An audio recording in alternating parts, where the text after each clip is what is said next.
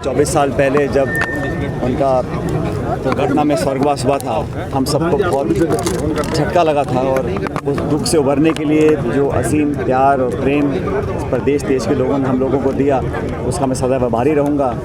और आज उन्होंने अपने जीवन में जो काम किया, जिन विचारों का अनुसरण किया, जिन मुद्दों को लेकर संघर्ष किया और एक गरीब परिप्रेक्ष्य से गांव से निकलकर फ़ौज की नौकरी और फिर राजनीति में अपने परिश्रम से एक जगह बनाने में जो कामयाब रहे, हम सब उनके कायल हैं। और मैं समझता हूँ हम सब जितने भी लोग हैं, छत्तीस कौम के लोग और विशेष रूप से नौजवान, उस प्रकार की स्वच्छ राजनीति का परिचय अपने जीवन में देने की कोशिश करेंगे।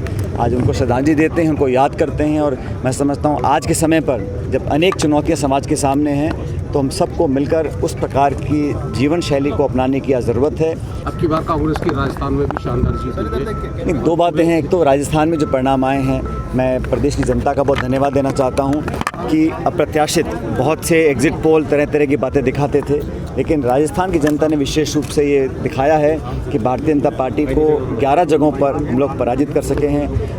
जो सरकार डबल इंजन की थी, चाहे वो उत्तर प्रदेश की हो, हरियाणा की हो, राजस्थान की हो, यहाँ पर जनता, किसान, नौजवान ने एक स्पष्ट संदेश दिया है।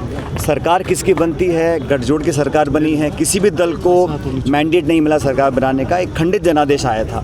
लेकिन जो संदेश गया है, जो राजनीतिक संदेश इस चुनाव के परिणामों से आया है, वो ये है कि दमन की, प्रतिशोध की, आक्रमण की, भेदभाव की राजनीति नहीं चलेगी। और संसद में जिस प्रकार का व्यवहार पहले हुआ, 147 सांसदों को एक दिन में निलंबित किया गया, मैं समझता हूँ उस प्रकार की कार्रवाई को लोगों ने पसंद नहीं किया।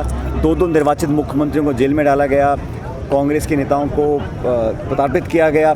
और अब विपक्ष की एकता जो हुई है, उससे एक संदेश इस निर्णय से जनता ने दिया है कि अब आने वाले समय में सबको मिलकर काम करने की ज़रूरत है। सरकार का गठन कल परसों में हुआ है, लेकिन अभी से ही कई दलों में आशंकाएं पैदा हुई हैं, कोई शपथ लेने से मना कर रहे हैं, खींचतान शुरुआत हो गया है। अब समय बताएगा कि सरकार कितना चलती है, कितना कामयाब रहती है। लेकिन जनादेश ये इस बार खंडित लोकसभा का रहा और कांग्रेस का संख्या बल दुगना हुआ है।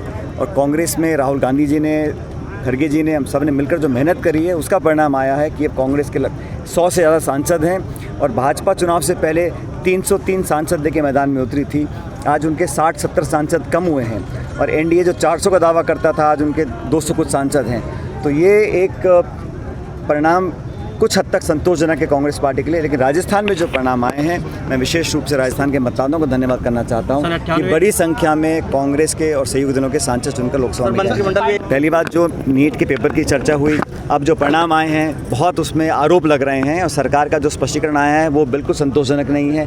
लाख परिवार आज वंचित हैं, परेशान हैं अपने बच्चों के भविष्य को देखकर। सरकार की कार्रवाई से लोग संतुष्ट नहीं हैं। आतंकी हमले कश्मीर में हो रहे हैं और जैसा कहा गया मणिपुर के बारे में, मुझे लगता है कि सरकार को बहुत पहले सचेत होना चाहिए था। देश के कोने में हिंसा हो रही है, अपराध किए जा रहे हैं, बलात्कार किए जा रहे थे और वहाँ की हिंसा को रोकने के लिए केंद्र सरकार ने कोई कदम नहीं उठाए।